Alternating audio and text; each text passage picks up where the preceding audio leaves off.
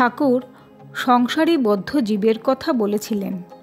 তারা যেন গুটি পোকা, মনে করলে কেটে বেরিয়ে আসতে পারে, কিন্তু অনেক যত্ন করে গুটি তৈয়ার করেছে, ছেড়ে আসতে পারে না, তাতেই মৃত্যু হয়।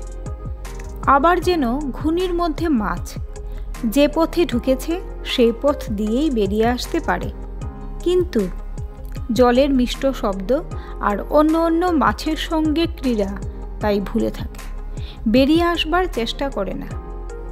ছেলে মেয়ের আধো আধো কথাবার্তা যেন জলকল্লোলের মধুর শব্দ। মাছ অর্থাৎ জীব, পরিবারবর্গ, তবে দু একটা দৌড়ে পালায়, তাদের বলে মুক্ত জীব। ঠাকুর আবার বললেন, জীব যেন ডাল, যাতার ভিতর পড়েছে পিষে যাবে, তবে যে কটি ডাল খুঁটি ধরে থাকে তারা পিষে যায় না। তাই খুঁটি অর্থাৎ ঈশ্বরের শরণাগত হতে হয়, তাকে ডাকো, তার নাম করো, তবে মুক্তি, তা না হলে কালরূপ যাতায় পিষে যাবে। জয়তু শ্রী রামকৃষ্ণ।